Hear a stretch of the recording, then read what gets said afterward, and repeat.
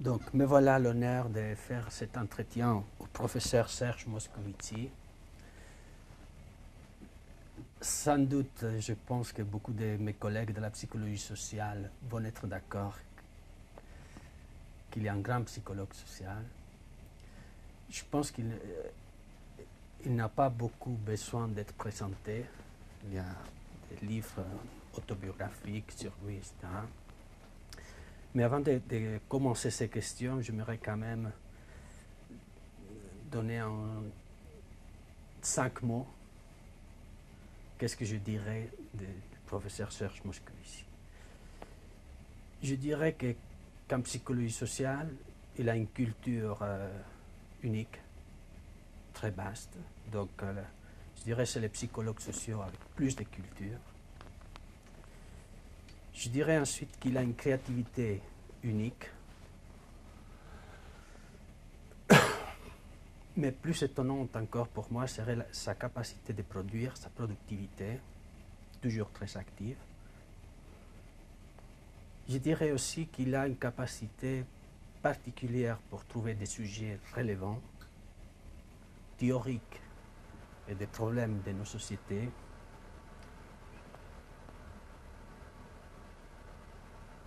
Je dirais qu'il a une ouverture méthodologique aussi assez unique en psychologie sociale. Et pour terminer, je dirais qu'il aime la fécondité de l'insuffisance, pour reprendre la phrase. Donc, voilà comment je présenterai cette psychologue sociale assez particulière.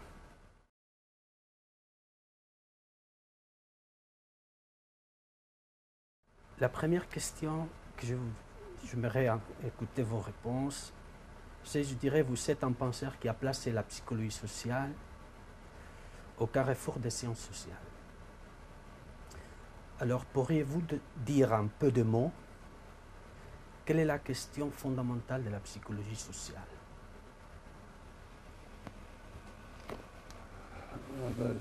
Je suis assez flatté de tout ce que vous avez dit.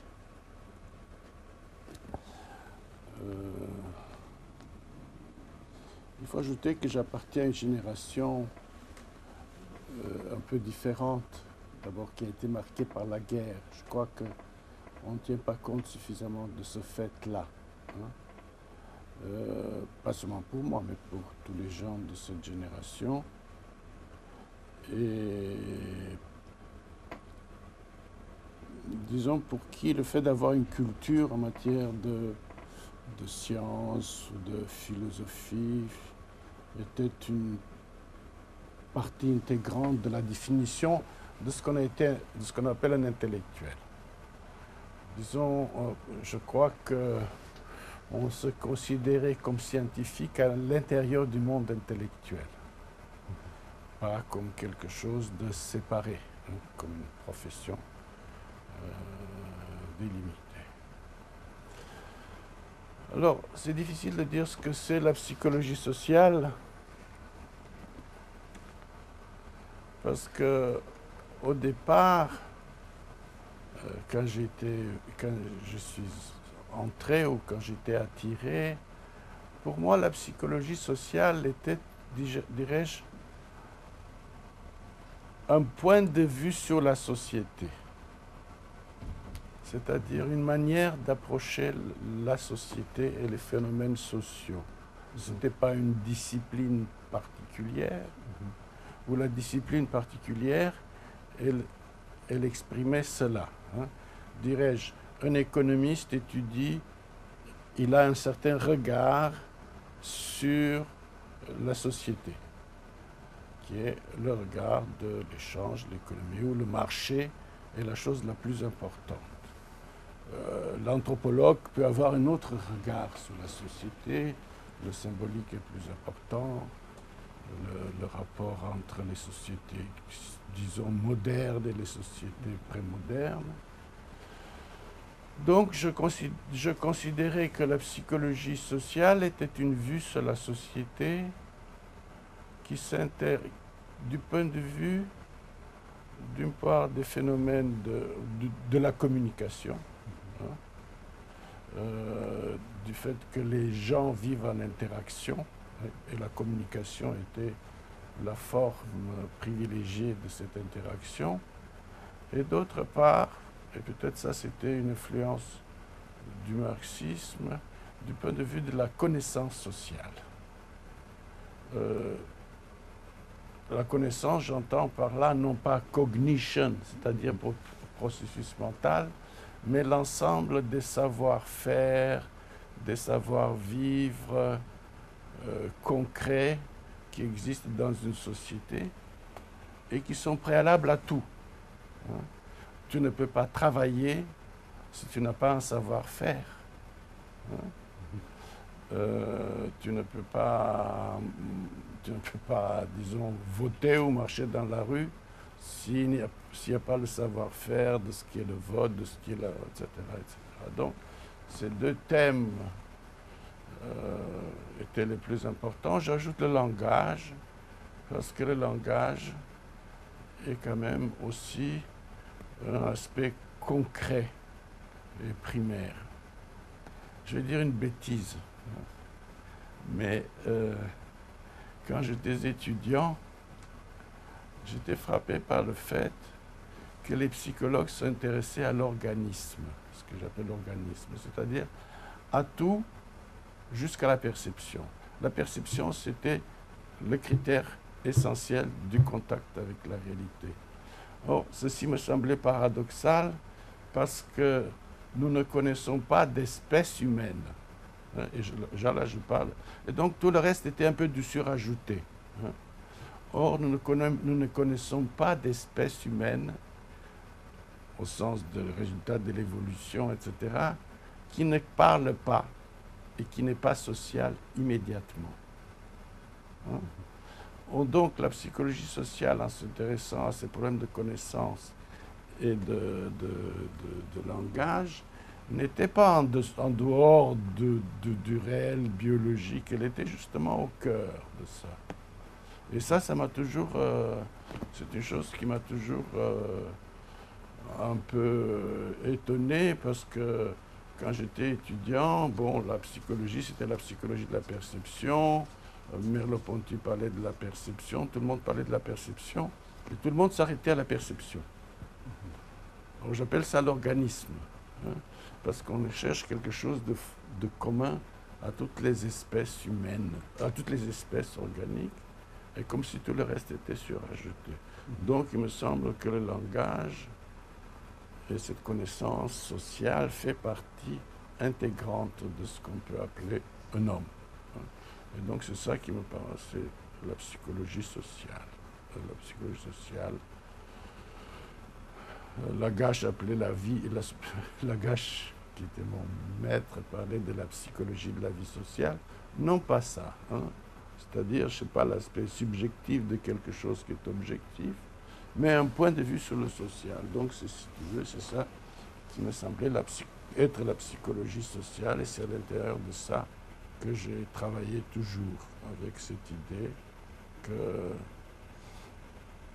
qu'il y a toujours quelque chose des phénomènes psychosociaux qu'il faut comprendre pour comprendre le social. Je ne sais pas si je suis clair.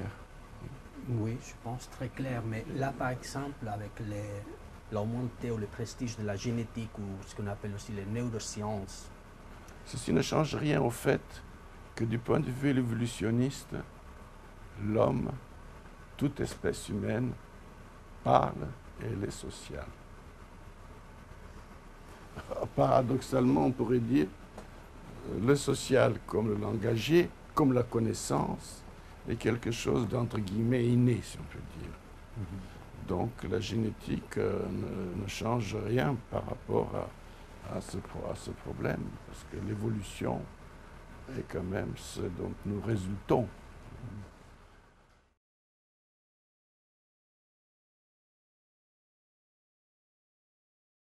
Mais j'ai l'impression qu'il y a une tendance à réduire la conception du social. Par exemple, récemment, je lisais dans un journal Grand-Tiré, on rapportait une étude faite aux États-Unis où ils savaient photographier les attitudes xénophobes. Donc c'était une étude, on a enquêté les gens sur leurs opinions envers les étrangers. Alors ils ont photographié les cerveaux et donc ils isolé quels étaient les réseaux neuronaux activés chez une personne xénophobe comparé à une personne non xénophobe. Et j'ai l'impression que ce type de travail devient de plus en plus fréquent. Qu'est-ce qui nous apprend ce type de travail sur la xénophobie, par exemple? Rien. Rien. Parce que, pour revenir à notre histoire, si je voulais considérer les soi-disant, ce qu'on appelle les préjugés, etc., ils font partie de la connaissance d'un groupe et les transmise de génération en génération. Elle n'est pas quelque chose que l'individu apprend en contact direct avec l'autre. Je m'explique plus simplement. Il n'y a pas de culture. On ne définit pas quelque chose ou quelqu'un ou un groupe qui s'appelle l'étranger. Tu le trouves dans la Bible, on la trouve dans la culture grecque, indépendamment de son existence ou de son non-existence, il a une figure, il y a des règles de conduite par rapport à lui.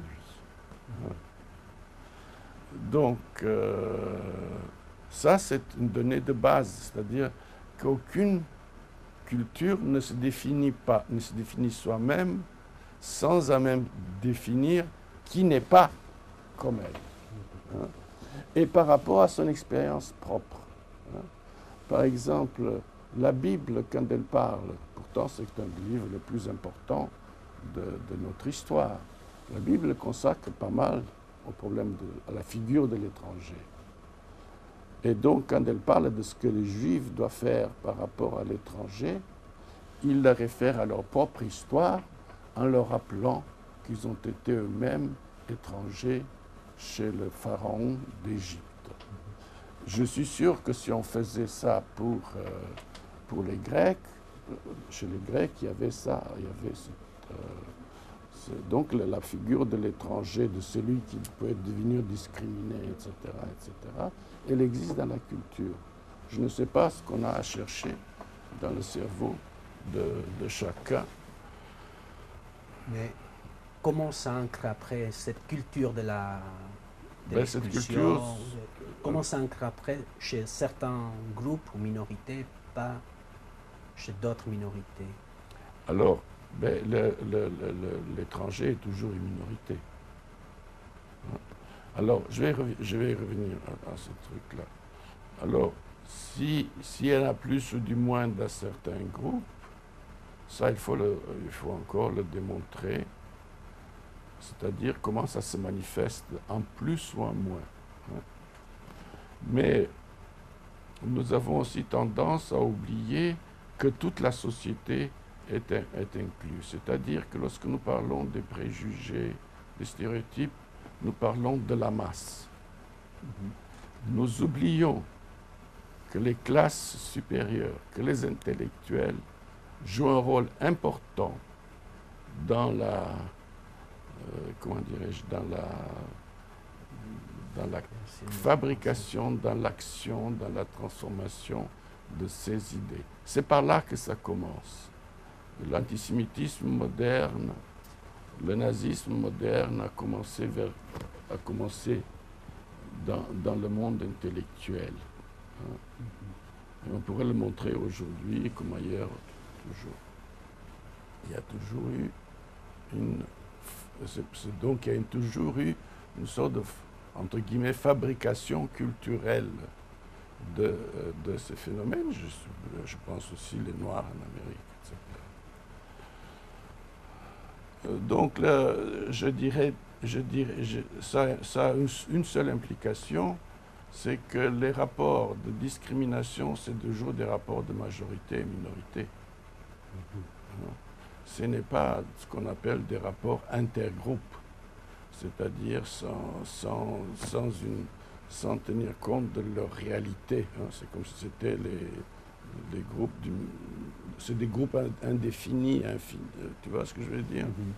C'est des groupes, c'est des rapports de majorité et de minorité, étant compris que la majorité est celle qui tient à une partie de la culture et la minorité est inscrite dans l'autre partie de la culture qui elle-même est décrite. Ce n'est pas, je veux dire, ce qui est un étranger est déjà inscrit dans la culture et même dans la connaissance sociale avant même de l'avoir vu. Il peut exister au niveau même fantomatique. Alors, une dernière remarque là-dessus, parce que... Là, il y a deux questions que je vois se poser. La première, c'est, mais est-ce que ces minorités elles-mêmes n'ont pas de préjugés aussi? Ah, mais elles le ont parce qu'elles sont des cultures, bien sûr. Bien sûr. Je n'ai jamais dit, nous ne parlons pas des innocents. L'homme, malheureusement, n'est pas les hommes ne sont pas des innocents et les sociétés ne sont pas des réunions de gens innocents. Hein. Mais nous ne parlons pas du bien et du mal à ce niveau-là. Si tu veux, on peut parler à une autre. Mais en regardant les choses comme elles sont, eh bien oui, bien sûr que si la minorité a une culture propre, elle a aussi, hein, pour reprendre l'exemple de la Bible, bien sûr, les Juifs étaient persécutés comme des étrangers, mais aussi ont des lois concernant ce qui est étranger ou pas, comment faut-il le traiter, et ça c'est écrit dans la Bible.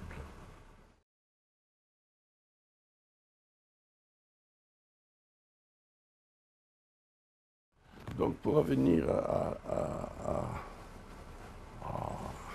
ta question, enfin à ta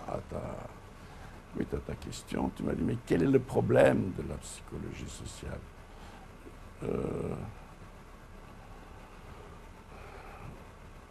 Si notre science avait été plus mûre, hein, parce que ça c'est un problème de maturation, elle aurait... Alors, le problème, je dis d'abord, pourquoi faut-il se poser des problèmes, hein? Parce que souvent on a l'impression que les gens voient un phénomène, voient des désaccords, et se mettent à faire des recherches, mais on ne sait pas quelle est la question. Et il est important de se poser un problème parce qu'à ce moment-là, on a une sorte de guideline. On sait quand on arrive quelque part.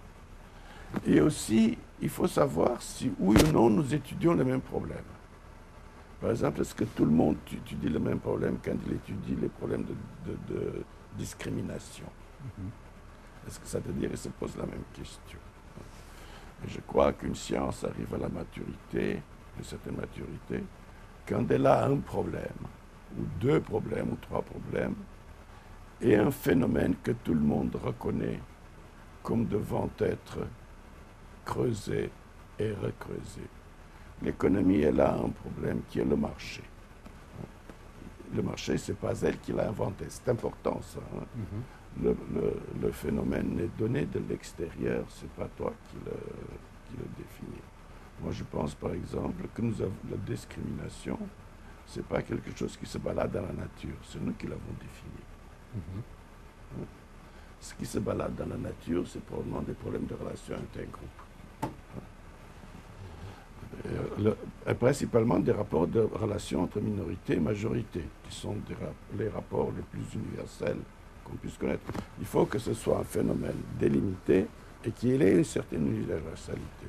Donc, ils ont le marché, et tu peux dire que ce que font les économistes, ce qu'ils disent ceci ou cela, c'est toujours à cela que ça rapporte.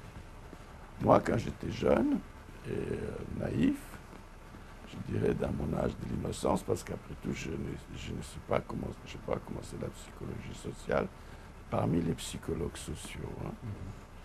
Eh bien, je pensais qu'effectivement, le problème de la production et de la diffusion de la connaissance sociale, j'insiste, pas cognition, et le problème fondamental de la psychologie sociale. La diffusion, ça veut dire la communication, etc.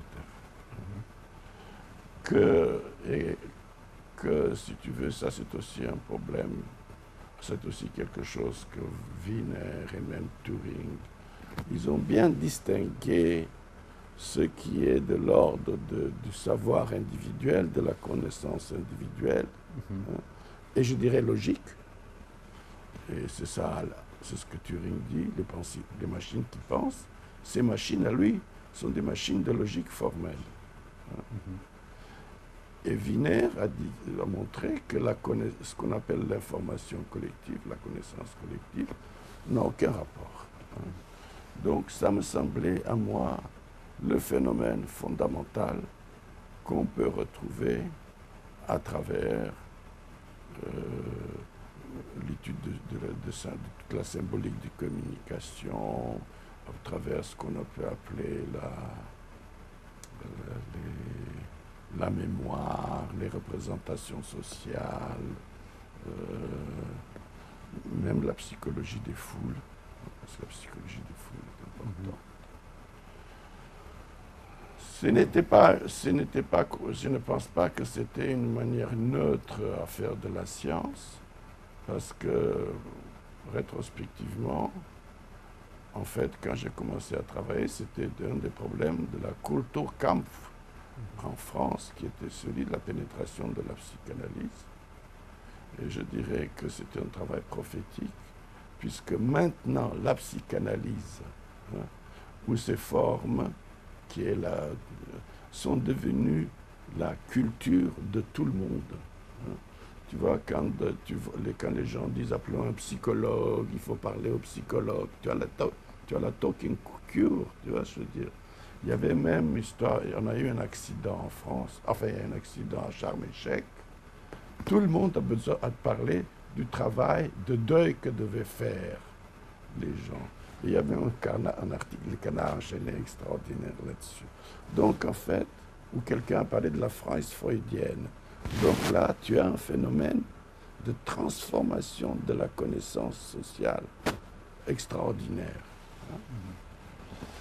Et donc c'est ça qui me paraissait important. Parce que l'idée que l'homme se conduit, que l'homme agit, sans avoir une sorte de structure de connaissance préalable, est quelque chose pour moi, de fou. Et d'ailleurs, puisque je vais parler encore une fois de Marx, parce que quand je l'avais lu quand j'étais jeune, Marx disait que ce qui distingue l'homme de l'animal, c'est le fait que l'homme peut se faire une idée avant d'agir. Et je pense qu'en fait, ces connaissances sociales, c'est ce qui constructure tout l'agir, tout l'univers dans lequel l'homme va.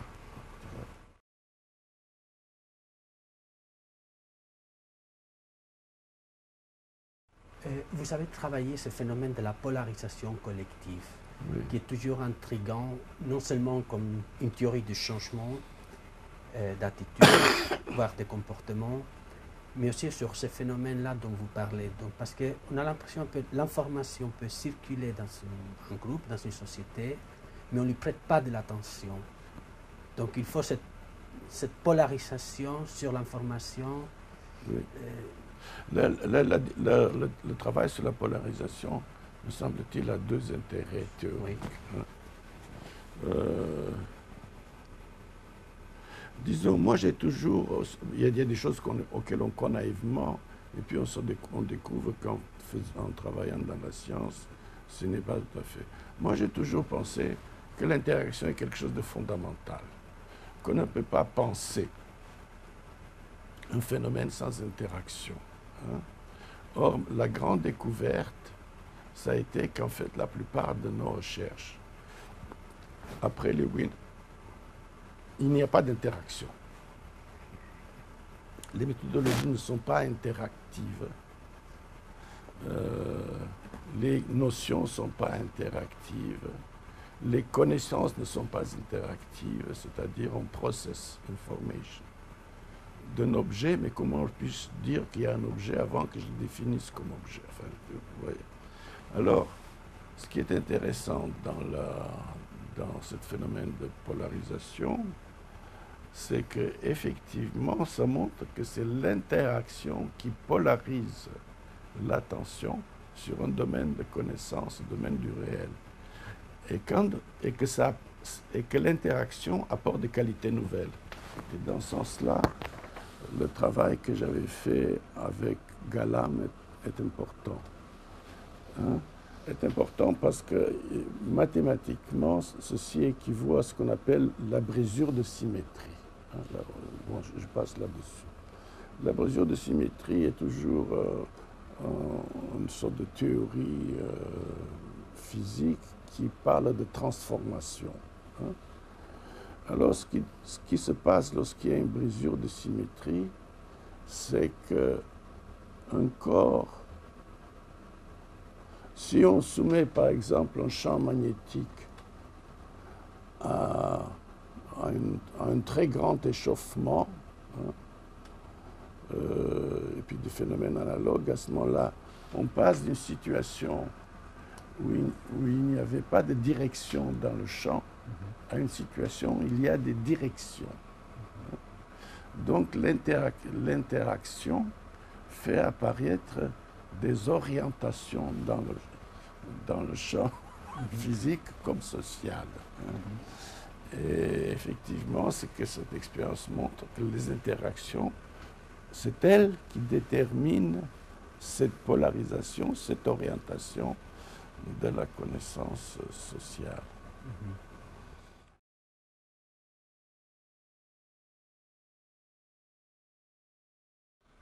On dirait que votre théorie de représentation sociale des années 60 propose un changement de paradigme dans la psychologie sociale. Je pense qu'on peut employer ce terme de Kuhn.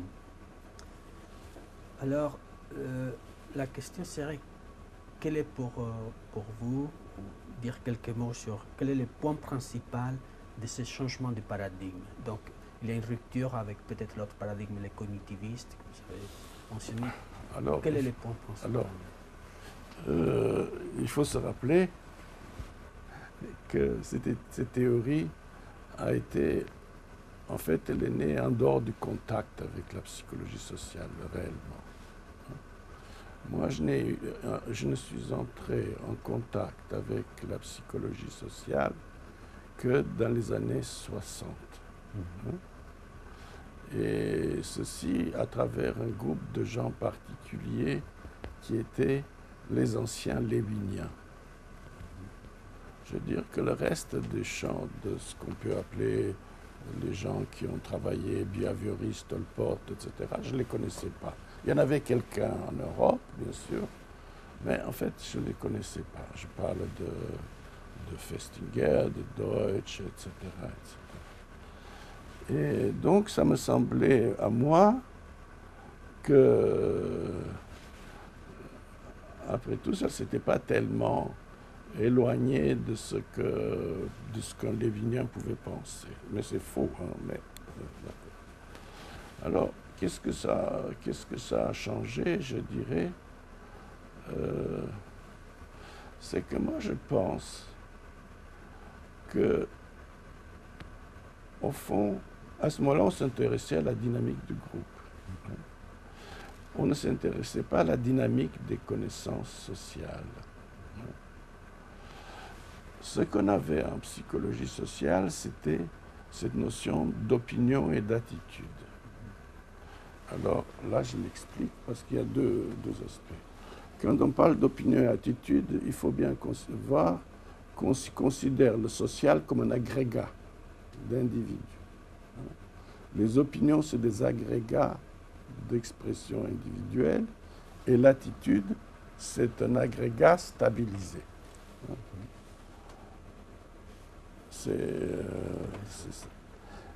la représentation sociale considère que le collectif, la société, est une structure interactive. Que ça exprime ça, qu'elle joue son rôle là-dedans. Et deuxièmement, ben, si c'est une connaissance sociale, elle a des aspects de théorie. Hein. C'est-à-dire que les gens, au fond, pour dire les choses bêtement, que les gens qui ne pensent pas de la science, en dehors de la science, ça veut dire qu'ils pensent pas, qu'ils n'ont pas de théorie, au sens plus ou moins strict du terme. Hein. Et que donc, dans la société se circulent ces représentations sociales qui sont des sortes de théorisation. C'est-à-dire, ce n'est pas des réactions, ce n'est pas des opinions sûres, ce n'est pas des attitudes vers, c'est des formes de pensée qui créent ou qui analysent un objet continuellement. Hein. Et donc, que la société pense, hein, qu'elle pense et qu'elle pense en parlant. Et donc, comme ça, on touche vraiment à cette, si on peut dire, à cette société pensante. Alors là, il intervient quelque chose quand même qui est difficile de faire. Voilà, moi, quand je suis parti dans ce travail, je suis parti quand même d'un point de vue épistémologique. Je faisais l'histoire des sciences, et dans l'histoire des sciences, il y a deux domaines qui sont l'un, la science, la connaissance scientifique, et l'autre, le sens commun. Sans ça, il n'y en a pas d'épistémologie. Et donc, ce que je pensais, c'est que les représentations sociales, la société pensante, c'est celle qui pense le sens, qui constitue le sens commun. Sinon, comme disait Einstein, on est dans le solipsisme. Tu vois, si on se considère dans une forme de pensée, dans une autre, on est dans un solipsisme. C'est une pensée qui fait penser l'autre, je dirais. La science, le sens qu'on provoque la pensée de la science est réciproquement. Et donc, il me semblait que tout ce qu'on appelle cognition sociale, etc., ou dans le temps, les problèmes solving, ceci n'avait pas à faire avec la pensée. Et donc, quand je dis une société pensante, ça veut dire une société pensante, c'est une société qui se forme sa connaissance commune, sa connaissance du sens commun, qui finalement, c'est ce qu'on utilise le plus dans la vie. Et donc, ça va avec le lévinisme parce que c'est les groupes qui pensent. C'est une pensée, c'est un groupe pensant, et justement Lévin, le groupe lévinien, n'a pas abordé cette pensée du groupe. Tandis que Lévin lui-même, il en a parlé à plusieurs reprises de ça. Quand il parle de changement, il parle de ça. Et je ne vois pas pourquoi cela c'est beaucoup plus compliqué pour nous que ça c'est compliqué, le même genre de réflexion pour un type qui fait de la psychologie de l'enfant, comme c'est le cas, ou comme quelqu'un qui fait l'anthropologie. C'est pas plus compliqué que ça.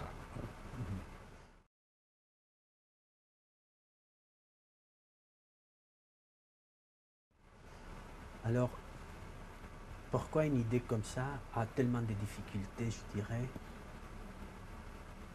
à être acceptée dans la psychologie sociale dominante? Parce qu'on dirait que la propagation de cette théorie de représentation sociale, c'est un peu un modèle d'une propagation d'une innovation de la périphérie au centre, rejetée, oubliée, parce que jusqu'aux années 80, cette théorie qui avait été publiée dans les années 60 a resté un peu sous silence, à peu près. Alors, Je pense, j'ai réfléchi pas mal à cette histoire-là, parce que malgré tout, j'ai participé à la vie de la psychologie sociale, pas seulement française, mais internationale, dans les années 60-70. Hein. Et même plus tard, mais disons, maintenant, on s'est prenait ces années cruciales. Ce qu'on appelle aujourd'hui le mainstream est l'expression d'une crise qui a commencé dans les années 70.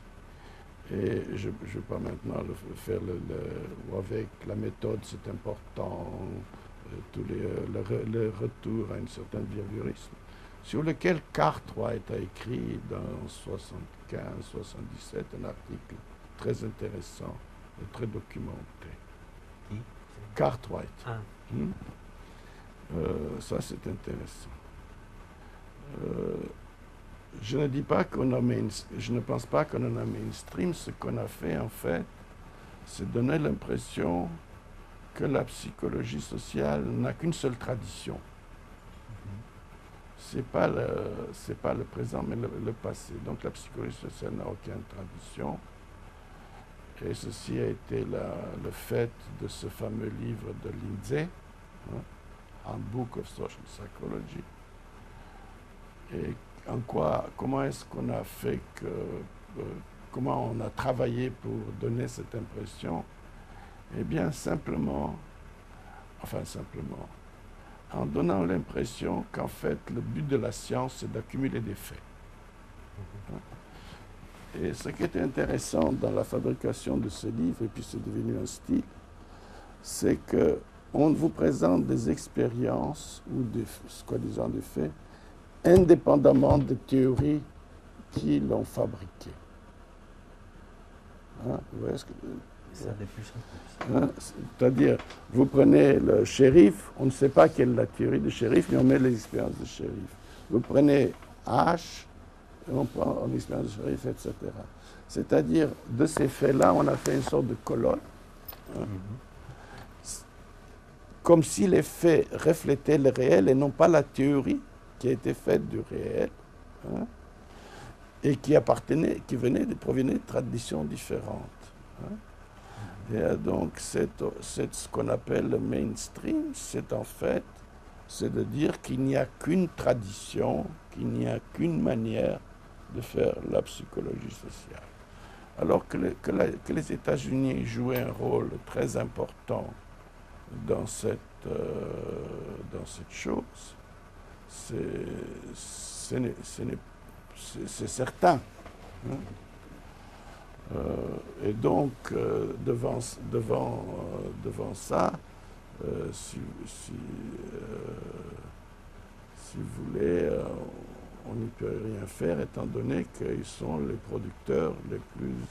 Mais si on prend par exemple votre modèle sur le système de communication et la diffusion, la propagande, la propagation, lequel de ces trois systèmes... C'est la propagande. C'est la propagande. Oui. Mais ça, c'est une chose très ancienne qui a commencé, on pourrait dire, c'est un phénomène social qui a commencé pour toutes les sciences sociales des États-Unis après la Deuxième Guerre mondiale. Et alors donc, les représentations sociales vont à l'encontre de ce fait-là, puisque dans ce modèle dont on parle, il n'y a ni interaction, et le social, c'est une agrégation des individus. D'où c'est impensable. Prenons un exemple. Pour eux, quand on a commencé à faire du sens commun, on a voulu montrer qu'il est biased. Science commun, c'est biased. Hein, c'est-à-dire revenir à nos ancêtres très anciens, ou qui considéraient que toute pensée de sens commun est fautive. Hein. Or,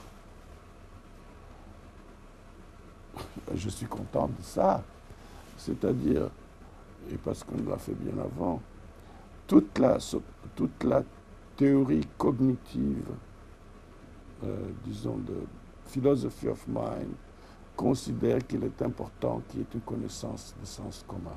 C'est une folk knowledge. Et aussi que, comme dit Chomsky, qu'on a deux facultés, l'une de former de la connaissance et l'autre de former du sens commun, et qu'il n'y a pas de... Bon, on peut aller là-dessus. Et donc, il y a là-dessus. Mais il y a beaucoup d'autres choses qui sont difficiles.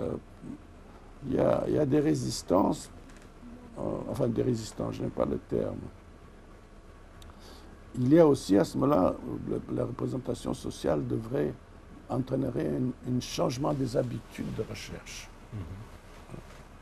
C'est-à-dire, ce qu'on disait une fois, comme ce Neisser avec qui j'avais parlé, pas Neisser, le type de Nisbet. Toute la machinerie des PhD ne marche pas avec ça, ne peut pas marcher avec ça. Mais la question qui se pose, est-ce que la psychologie sociale n'en souffre pas? Est-ce que la psychologie sociale ne s'est pas beaucoup marginalisée?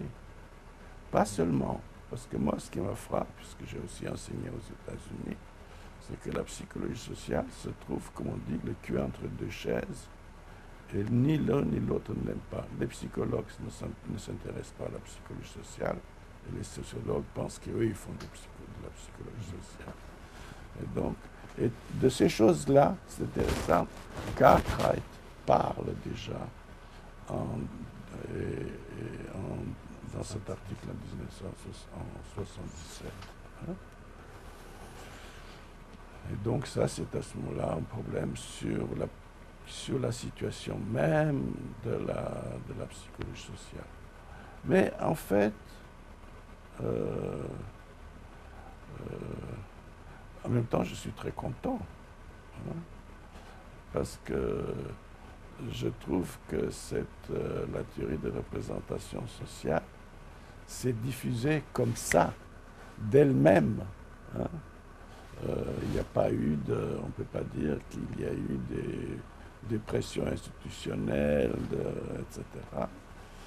Et je dirais qu'aujourd'hui, ça forme une communauté assez importante, hein,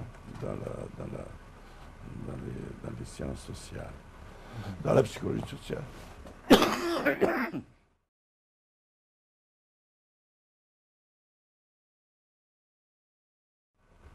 Tout de suite après les représentations sociales, cette théorie,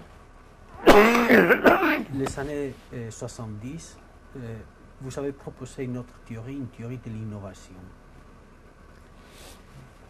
Alors, commençons par quel bilan, un peu de mots bien entendu, ferez-vous aujourd'hui, 30 ans après, de deux choses, de la théorie de l'innovation et des minorités actives de l'époque?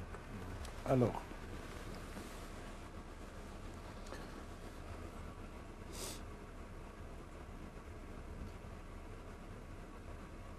je ne suis pas sûr qu'on se soit avancé beaucoup théoriquement. Hein. Ce dont je suis persuadé, c'est que empiriquement, expérimentalement, il y a eu beaucoup dans l'élargissement et on peut dire que si on regardait la chose du point de vue de l'innovation, on pourrait dire qu'on connaît beaucoup de choses maintenant. Il y a eu deux problèmes. C'est le fait qu'au lieu de parler d'innovation, on a parlé de l'influence des minorités. Et là, on revient... sur ça, je n'ai des documents. Le terme minorité, ça faisait peur. Ça a toujours fait peur. J'ai eu un document assez intéressant avant la conférence qu'on avait faite à Delaware, il y a une sorte de discussion dans la Social Science Research Council qui le finançait à cette réunion sur l'usage même du terme minorité et où le fait que ce soit expérimental était comme une sorte de preuve que ça ne touchera pas à des choses sociales. Et ça dit beaucoup sur les méthodes expérimentales elles-mêmes. Bon. Alors donc, on a dit minority influence, etc. Ce qui fait que on l'a mélangé avec les problèmes de conformité, etc. C'est comme si... Du changement d'attitude. Parce que quelle serait la différence entre cette théorie de changement d'attitude et l'influence sociale? C'est-à-dire, dans les théories de changement d'attitude, ce qui compte, c'est la qualité de l'information. Oui. Or, vous avez proposé comme processus ou principe de l'innovation, le style de comportement, notamment la consistance, oui, etc. qui serait une absence d'information, d'informativité, parce que la répétition... Oui. Mais ça, c'est une chose qui est toujours difficile à faire passer pour voir différemment le phénomène d'influence lui-même. Et d'autre part, ce n'était pas limité au problème d'attitude, quand même, il faut bien se souvenir. Alors, donc il y a tout le problème des minorités, et donc aussi le problème d'étude des minorités elles-mêmes. Qu'est-ce que c'est une minorité, comment elle agit, qu'est-ce qu'elle fait, etc. Moi, je n'ai fait quelques recherches sur les dissidents, mais ça, on aurait dû à ce moment-là en faire davantage de manière plus systématique. Alors, c'est intéressant parce que là, quand j'étais à Berne pour ce prix Balzan, j'ai constaté que chaque journaliste savait ce que c'est la minorité active. Mais est-ce qu'il y a eu un changement des minorités actives des années 70? Non, c'est que la notion est restée. La notion est restée. Et je me suis dit qu'on a raté une occasion parce que finalement, dans les années 60, qu'est-ce que c'était la psychologie sociale? C'était parti de la group dynamics. Et on aurait pu la sortir un peu de son ghetto par cette notion de minorité active qui parle, qui est dans l'actualité. Alors donc, je pense que c'est sur les minorités actives qu'on a le moins travaillé. Et puis on a subi quand même la pression. Il faut bien dire qu'il y a une pression énorme sur les gens de faire un certain nombre de choses pour pouvoir être publiés. Cartwright parle de ça aussi. Et combien la publication a pour effet d'orienter le travail de recherche. Mais est-ce que les minorités ont changé de style ou pas, si je me demande? Mais les minorités, il y a deux aspects qui sont importants. D'une part, comment dirais-je, on pourrait dire qu'au début du XXe siècle, il y a eu la révolte des masses. C'est la psychologie des masses. À la fin du XXe siècle, on a eu la rébellion des minorités.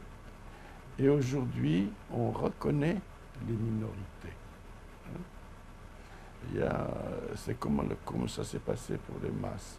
Donc, pour revenir encore une fois à l'objet de la psychologie sociale, c'est-à-dire que la psychologie sociale a une certaine vue sur la société, je dirais que pour la psychologie sociale, disons, pour l'économiste, l'acteur social sont le vendeur et l'acheteur. Enfin, pour les sociologues, ce ont été les mouvements sociaux des classes sociales. Pour le psychologue social, les deux acteurs sociaux sont les masses et les minorités.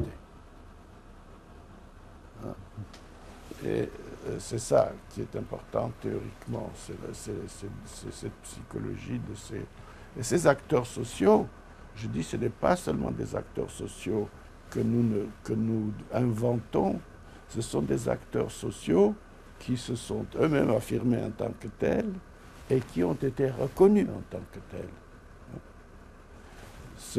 Nous avons parlé de ça, ce que nous n'avons pas bien compris, c'est la victime, la minorité sociale, la minorité qui apparaît comme victime et qui représente un changement culturel important.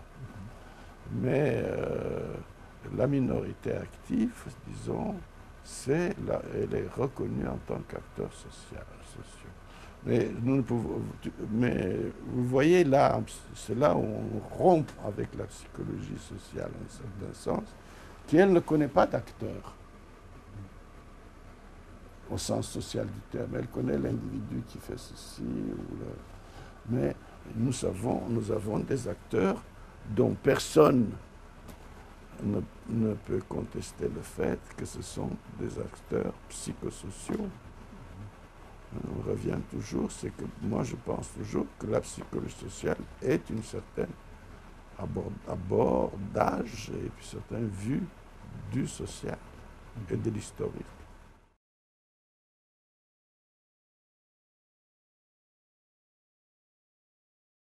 Je dis une chose. Quand la psychologie, ça n'a pas de rapport, mais c'est quand même toujours important. Quand la psychologie sociale est réapparue, il y a eu la guerre, et puis après la guerre, on a reconstitué les sciences sociales. Alors, chaque science sociale a repris sa place. Quand la psychologie sociale a commencé à exister dans les années 50-60, elle aurait pu reprendre sa place. Et personne ne le contestait. Après tout, les historiens ont écrit sur la psychologie collective. Tu vois, je veux dire, Marc Bloch a écrit Les Rois thaumaturges. Il y a eu Halbwachs. Parce qu'Halbwachs n'a pas fait que la mémoire sociale, tu comprends? En fait, la représentation sociale est vendue maintenant par appartement. C'est-à-dire, tu as tantôt la mémoire sociale, tantôt les histoires d'attribution, parce que l'attribution aussi, il y avait un Durkheimien qui a travaillé là-dessus, etc. Et alors donc, Halbwachs, c'était, tu vois, avant d'être déporté, il venait d'être élu un professeur de psychologie collective. On avait Tard, etc. On aurait pu dire, et puis quand Lévi-Strauss a fait le système de classification des sciences sociales, la psychologie sociale avait une place. On aurait pu dire, tranquillement, nous reprenons notre place. Hein? Mais ce n'est pas ça qu'on a fait. Tu vois ce que je veux dire? Eh bien, je pense qu'on a eu tort, et qu'on a toujours tort. Hein? De ne pas se dire, mais oui, nous faisons dans le tableau de sciences humaines et sciences sociales, nous avons une place, nous occupons de ça, de ça, de ça. Or, nous nous occupons sur un objet que les autres ignorent totalement, hein, avec une méthode que pour l'instant, l'épistémologie générale, c'est Lévin qui pensait qu'il allait changer, mais on pourrait revenir sur. Mais avec une méthode que les gens ne reconnaissent pas comme épistémologiquement valable pour étudier les phénomènes sociaux, c'est-à-dire l'expérimentation non interactive et exclusive. Tu vois ce que je veux dire? Et ça, c'est une chose qui nous marginalise, nous a marginalisés dès le début et nous marginalise encore. Mais est-ce que la question du changement de comportement a été un peu réservée pour la psychologie sociale, mais la psychologie sociale a des difficultés à proposer une théorie de changement de comportement?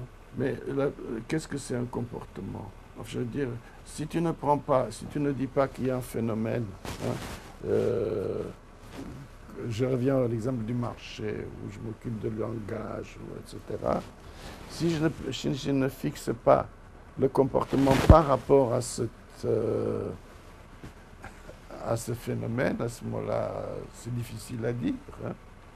Qu'est-ce que c'est comportement guerrier ou j'en sais rien. Tu vois ce que je veux dire? Mais si toute la science, d'une certaine manière, creusée, elle aurait ce qu'on appelle une sorte de phénomène commun. Mais c'est ça le problème, c'est que nous sommes fragmentés là-dessus. Chacun fait son truc.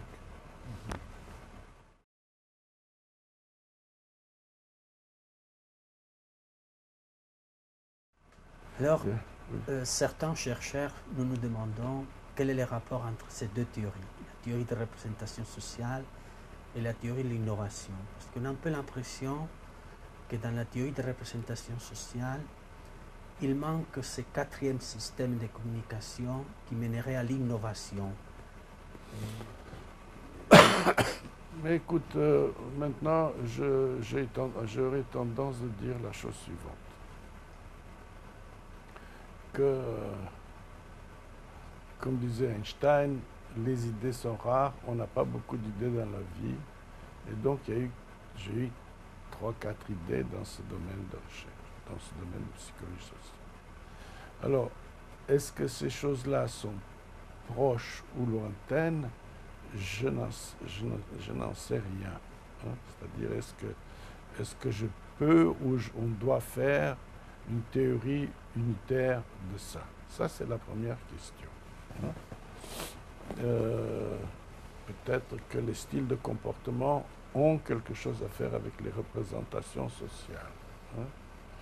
Je pense que lorsqu'on innove, on change les représentations sociales. Mais, et d'ailleurs, pratiquement toutes les grandes innovations ont tout trait à ça. Hein? Maintenant, il y a ce phénomène d'influence, qui est un type d'interaction particulier qui agit par le psychologique, si on peut dire. Mais je crois que ce phénomène existe dans tous les 3 systèmes de communication, mais de manière différente. Hein?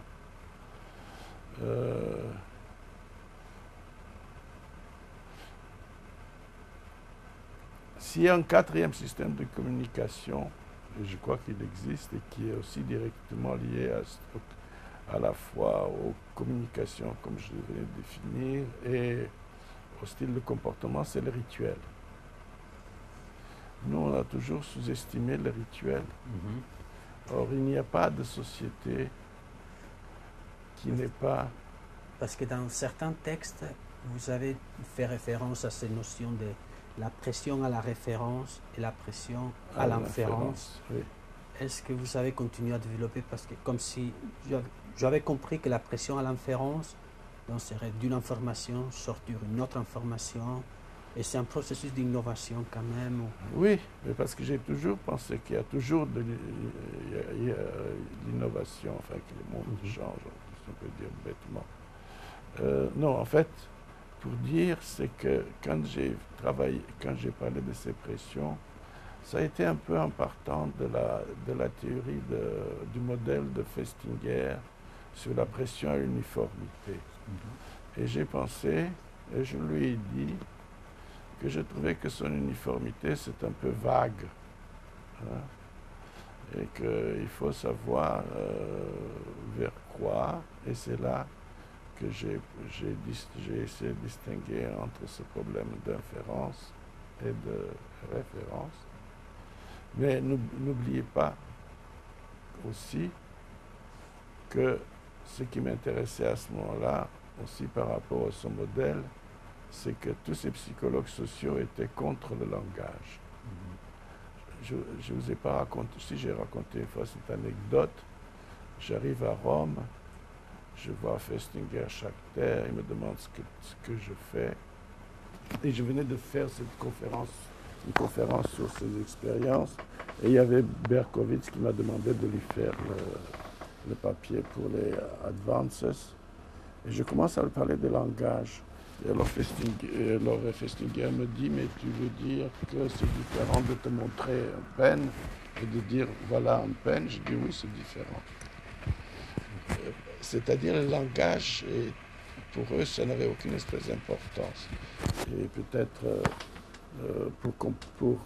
pour reprendre cette anecdote, 30 ans plus après, 30 ans après, c'est Schacter qui s'est mis à faire des langages. Il m'a dit, tu te souviens, Rome, c'est-à-dire, lui, il ne croyait pas au langage. Donc, les psychologues sociaux, il faut bien se dire, revenons au problème de l'évolution, ne considèrent pas le langage. Et je ne vois pas comment on peut avoir une communication qui ne tient pas compte de cet aspect langagier.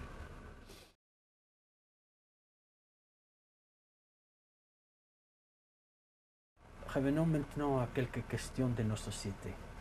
Parce que je pense que tout grand scientifique doit faire ses théories, mais doit répondre aussi un peu à nos questions actuelles. Si je suis capable. Alors aujourd'hui, nous sommes le 3 février. C'est un jour quand même important en France, parce qu'ils sont en train de voter ou ne pas voter cette loi sur l'interdiction du foulard islamique à l'école. J'aimerais vous entendre votre réflexion sur ça.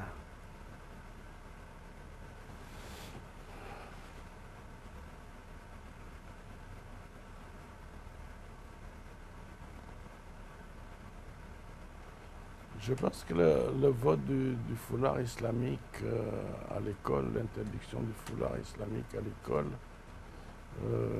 vient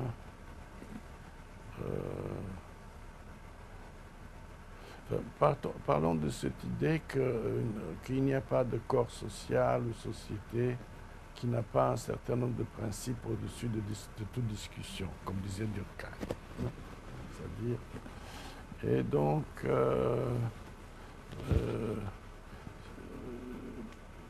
la France a une école laïque, c'est-à-dire qui est neutre par rapport aux religions. Ceci ne veut pas dire que les autres religions ne sont pas libres, ou la pratique religieuse n'est pas libre. Et je crois que ça, c'est une réaffirmation d'un sort de principe fondamental du fait que l'État français est un État laïque, la société française est un État laïque. Sinon, à ce moment-là, beaucoup de choses commenceraient à perdre de leur sens. Par exemple, qu'est-ce que c'est un citoyen? Qu'est-ce que c'est le droit de l'homme? Et je crois que, loin de ce que ce soit une innovation, en fait, c'est la confirmation d'un principe. Maintenant, on dira que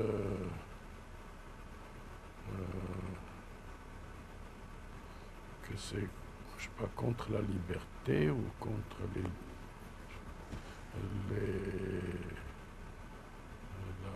différents, enfin l'orientation des différents groupes.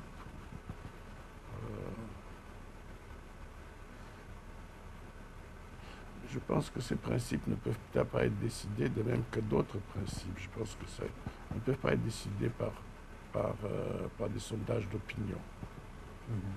C'est un peu un problème de fondement d'une société. Si tout est discutable, à ce moment-là, c'est pas possible. Et puis ça devenait très difficile pour les profs de lycée, etc. Donc il y avait un problème concret. Moi, je suis assez pour la réaffirmation d'un certain nombre de principes d'une société. Et dans ces, pas non seulement celle-là, mais dans les politiques d'intégration des minorités migrants. Oui. Parce que dans certains textes, vous avez écrit les deux grandes orientations, assimiler l'individu ou assimiler la communauté, les groupes. Oui, alors, puisque vous parlez à quelqu'un qui est, est-ce que je suis assimilé ou non, je n'en sais rien, je ne pense pas, par exemple. Mais je vais commencer, puisque là, je parle, je ne sais pas, de la théorie. Je pense d'abord qu'on a dans notre théorie, dans notre discours, une tendance à sous-estimer les avantages du fait d'être étranger. Je ne vois pas pourquoi quelqu'un ne pourrait pas vivre en étranger. Ça, c'est la première chose qui me paraît discutable. Hein. Ensuite, je pense que cette idée d'assimilation et d'intégration est une idée d'origine religieuse. C'est-à-dire, c'est l'idée de la conversion. Hein. Si la conversion religieuse peut se faire, parce qu'il s'agit simplement de changer de croyance, l'assimilation et l'intégration, c'est un processus beaucoup plus long et entre guillemets plus naturel, parce que ceci présuppose un changement de culture, de langue, de lien, etc. Et on ne peut pas le faire en envoyant les gens à l'école à apprendre le français, etc. Parce que finalement, qu'est-ce qu'on veut, c'est d'apprendre aux gens à imiter. Et puis il faut regarder la réalité. Il y a des groupes d'étrangers qui ont des stratégies de vie et d'assimilation et d'intégration. Par exemple, regardez les Chinois. Hein. Les Chinois, ils ont une stratégie, je dirais, de séparation, mais qui leur permet d'intégrer. C'est-à-dire, ils travaillent entre eux, ils ne se mêlent pas avec eux, et en fait, les gens ils ne subissent pas l'hostilité des gens. Ceci ne veut pas dire qu'au bout de certaines générations, alors moi j'appelle ça le modèle du canal de Panama. Hein? C'est-à-dire, je commence par intégrer aux gens, à m'intégrer à des étrangers comme moi. Si tu arrives à Paris, tu pouvais aller à Belleville, tu pouvais t'intégrer auprès des Juifs, tu pouvais aller des Arabes. En Amérique, à New York, tu allais Little Italy, Chinatown, Lower East Side. Hein? Et alors, une fois que tu t'intègres dans ce groupe qui lui-même existe là-bas, à ce moment-là, l'ensemble du groupe s'assimile. Je ne sais pas exactement jusqu'où et comment on peut appeler assimilation, puisqu'il y a encore des Auvergnats de Paris. Hein. Mais donc je pense que c'est un processus qui prend du temps. Ça, c'est un aspect. Puis il y a eu aussi des institutions qui le réalisaient, ne se donnant pas exactement ce but. Par exemple, l'école, le service militaire, donc il y a toute une série de choses qu'il fait. Mais n'oublie pas, par exemple, que tout dépend aussi du degré d'unification, entre guillemets, qu'un pays veut atteindre. La France était certainement un pays plus unifié que l'Espagne, que l'Allemagne. Et donc, elle avait ce système d'école, elle l'a peut-être toujours, parce que je ne suis pas. Mes enfants sont, par exemple, je trouve assez bien assimilés, mais ce n'est pas moi qui ai fait quoi que ce soit pour les assimiler. Et je ne l'aurais pas fait. Je pense qu'on le regarde comme une sorte de processus accéléré, hein, comme un processus de conversion, mais pas comme un processus d'évolution. Voilà ce que je voulais dire. Je n'aime pas d'ailleurs le terme assimiler. Assimiler à qui, à quoi, puisque la société change entre le moment où je suis venu en France, ce qu'elle est aujourd'hui, etc. Et puis il faut bien dire qu'on ne méconnaît pas dans ces termes-là les possibilités, les faits réels, c'est-à-dire quand tu parles une langue que tu apprends, n'est jamais ta propre langue. Il y a des choses que tu ne peux pas exprimer. Hein? il y a, il y a- il y a des choses qui te sont distantes. Oui, ce que tu peux faire, moi je n'ai pas aimé ça. Ce que tu peux faire, c'est d'acquérir certains maniérismes. Hein. Mais ça, c'était pas ma tasse de thé. Je trouvais que c'est. Je suis d'accord avec Kundera, c'est pas mal d'être étranger. De même que, comment dirais-je, Nicolas, on m'a demandé un jour, mais les racines, etc.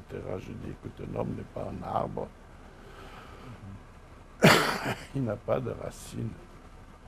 Ça, je crois aussi, c'est aussi mythique que ça, là. Donc je crois qu'il faut regarder ces processus longs. Ces processus longs qui sont des processus peut-être. Moi j'appellerais ça, d'abord j'ai pensé comme ça, tu sais, il y a chez les Indiens l'idée d'une deuxième naissance. Eh bien moi je dis que je suis né une deuxième fois. Je suis né une première fois sur le Danube et une deuxième fois sur la Seine. Mais c'est pas mal d'être étranger, tu sais,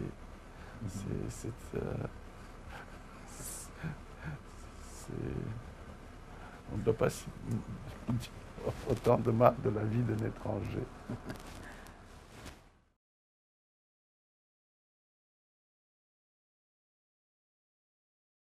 Bon, une dernière question.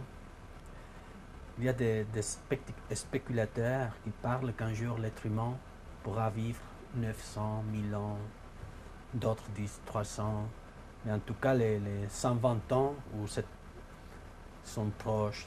Alors,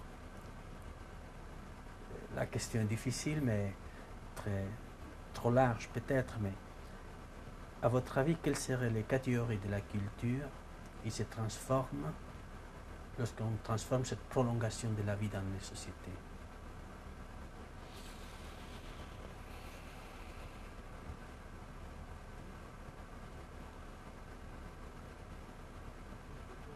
Et c'est celle.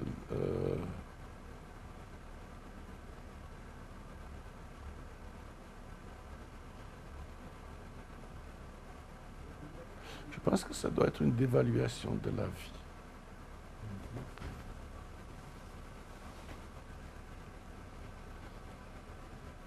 Ça pourrait expliquer par exemple la baisse des naissances ou des choses comme ça. Oui, la vie, ça devient.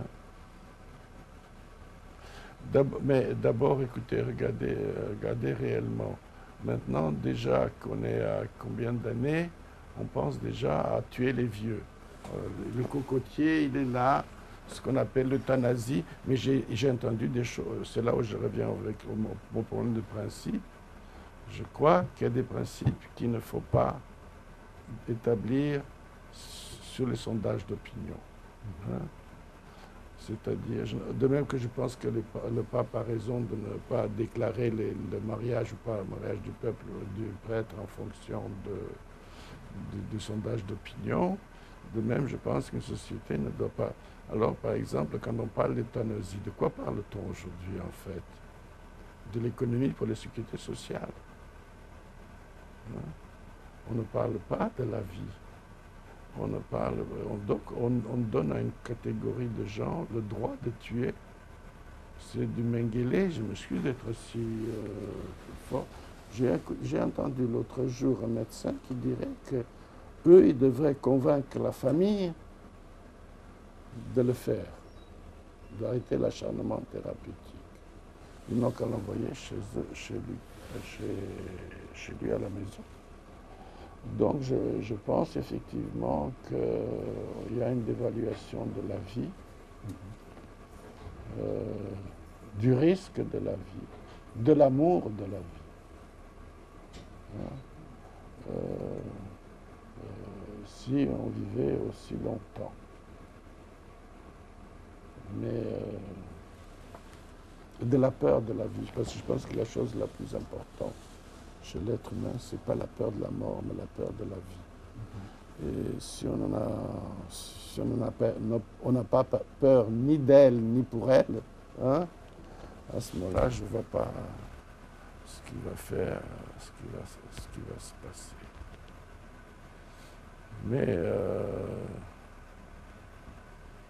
et je pense que c'est Alors, pour revenir à des problèmes modernes, qu'est-ce qui fait qu'on ne tient pas un certain nombre de règles ou de principes, on dit on ne doit pas avoir tel ou tel principe? C'est le fait que ces principes étaient toujours des principes qui réglaient la vie. Hein? La vie sociale. On a parlé de la connaissance sociale. La connaissance sociale est d'abord une connaissance du corps. Hein? C'est quelque chose qui est toujours attaché au corps, à la vie individuelle, à la vie liée au corps, etc. Et oui, on peut se poser cette question-là. Parce qu'on peut se poser la question si on n'assiste pas déjà aujourd'hui à une certaine destruction de la vie, avec beaucoup de consommation de drogue, avec, je sais pas, des prises de risques qu'on voit.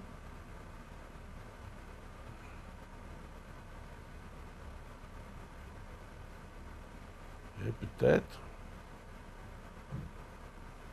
avec une certaine... au fond, on a des curiosités que pour les vivants. Hein? Et peut-être que ce détachement social des uns et des autres, cet détachement du vivant. Tiens, par exemple, il y a une chose qui me frappe, c'est que nous avons maintenant un problème des chercheurs. Enfin, les chercheurs se plaignent à juste titre qu'il n'y a pas de moyens de recherche, etc. Et d'autres, il y avait un prix Nobel de physique. Peut-être qu'il faudrait l'envoyer sur les classes ou lire un peu des livres de l'histoire de la physique ou de la philosophie. Alors, tout le monde justifie la science par ses applications pratiques et surtout par ses applications médicales. Ils disent, mais les jeunes, pas là, etc. Ils ne pensent pas qu'en fait, les jeunes, ce qui les intéresse, ce n'est pas les applications. C'est le contraire, c'est-à-dire quelque chose qui répond à leurs problèmes de vie. Et s'ils font de l'art, et si les gens font de l'art, et s'ils vont... Tu sais, maintenant, par exemple, c'est là où cette réflexion de ce physicien est idiote, parce qu'il considère que le fait de ne pas vouloir aller voir les sciences, c'est qu'il y a une sorte de baisse de la culture. Mais si tu regardes, il y a 20 ans, il y avait le musée de la découverte et les grands palais. On allait aussi peu au Grand Palais qu'au musée de la découverte. Maintenant, quand il y a une exposition de peinture, de je ne sais pas quoi, il y a une queue terrible. Il y avait une exposition sur la naissance de l'art abstrait. Qu'est-ce que c'est un sujet moins populaire que ça? Eh bien, il y avait de la queue devant leur procès. Et je pense que si les gens s'intéressent à l'art, s'intéressent à ça, c'est parce que c'est quelque chose à la fois de plus personnel et de plus vivant. Et pour revenir à la psychologie sociale, on pouvait s'intéresser à la dynamique des groupes, parce que c'est ça où la génération, et en fait l'Europe s'est commencé à intéresser à la psychologie sociale, c'est pas la dynamique des groupes. Mais pourquoi veux-tu qu'on s'intéresse à je ne sais pas quoi, à la discrimination, à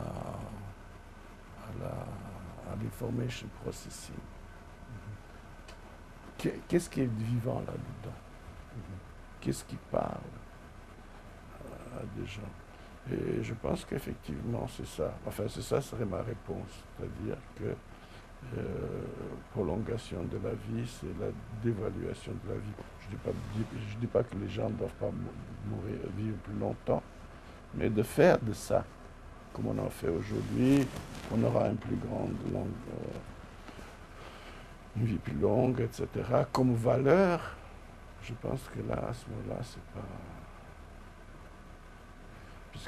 Puisqu'on ne respecte pas, si tu trouves dans la Bible que les premiers ont vécu 900 ans et qu'en fait la vie s'est raccourcie.